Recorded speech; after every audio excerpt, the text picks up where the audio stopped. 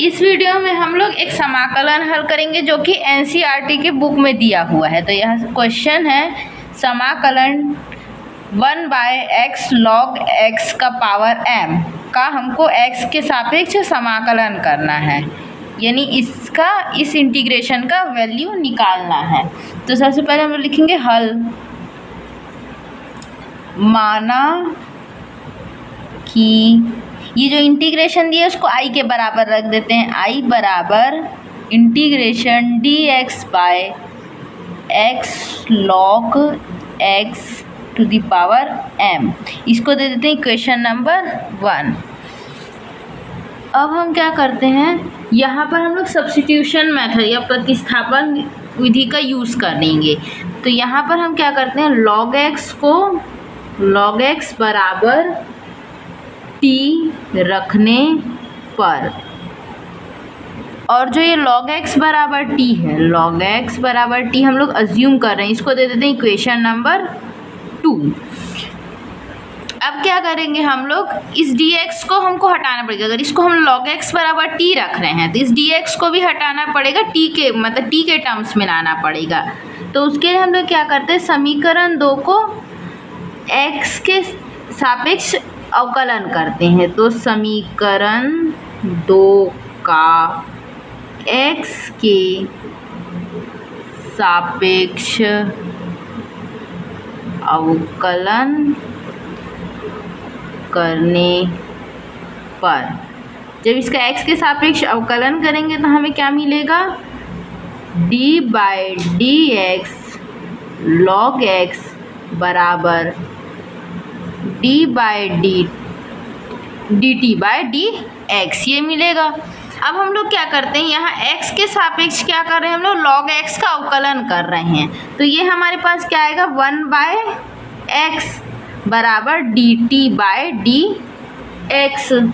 तो यहाँ से अगर हम लोग dt निकालें तो वो क्या आएगा हमारे पास, dt बराबर dx/x, इसको दे देते हैं समीकरण नंबर 3। अब हम लोग क्या करेंगे, हमारे पास dx की भी वैल्यू होगी, हमारे पास log x जो हम लोग माने थे t के बराबर। अब समीकरण 2 से ये मान और समीकरण 3 से ये मान कहाँ करते हैं हम लोग, समीकरण नंबर 1 में रख देते हैं। तो समीकरण 2 व 3 से समीकरण 1 में मान रखने पर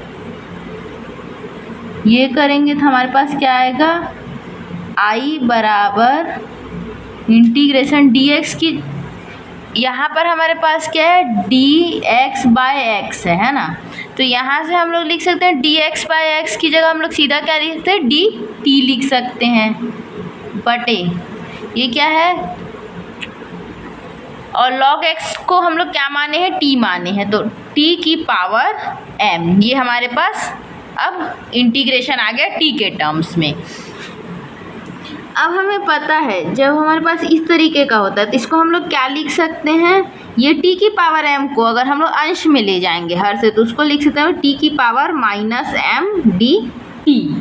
ठीक, इसका क्या होता है समाकलन, चूँकि हमें पता है अगर हमारे पास क्या है, समाकलन करना है, कोई x वेरिएबल है उसकी पावर n है और उसे dx के रिस्पेक्ट में ही हमको समाकलन करना है। तो इसको हम लोग करते हैं x की power n+1 upon n+1 plus एक कांस्टेंट c आता है। तो ये इसी तरीके से हम लोग यहाँ t के लिए भी कर देते हैं। तो इसलिए हमको i बराबर इंटीग्रेशन dt बटा t की पावर m, ये क्या मिलेगा, t की घात -m dt। पहले हमको इसको ही हम लोग जैसे का तैसा उतार लेते हैं। अब क्या करेंगे, ये फॉर्मूला लगा देते हैं। तो ये हमारे पास हो जाएगा t की power -m+1 upon -m+1 plus c, यानी कि जो i है, i क्या आएगा हमारे पास, t की power 1 minus M upon 1 minus M plus C. अब टी हम लोग क्या माने थे समीकरण 2 में, देखते हैं स्टार्टिंग में, क्योंकि इंटीग्रेशन हमको x के टर्म में दिया गया था तो हम लोगों को t को यहाँ पर से हटाना पड़ेगा, जो हम लोग t बराबर अज्यूम किए थे उसको लिख के। तो t बराबर हम लोग अज्यूम किए थे log x, तो यहाँ पर क्या लिखते हैं, इसको हम लोग दे देते समीकरण नंबर 4। समीकरण 2 व 4 से 2 में हम लोग क्या किए थे, log x बराबर t रखे थे, तो t की जगह हम लोग log x रख देंगे। तो ये आ जाएगा हमारे पास i बराबर t की power 1 minus m plus c बराबर क्या आएगा, log x की power 1 minus m upon 1 minus m plus c। यहाँ t की जगह हम लोग log x रख दिए,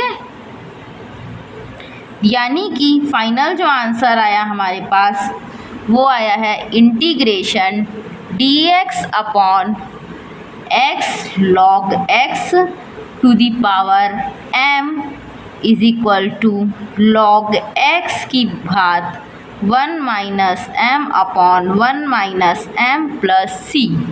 ये हमारा आंसर है।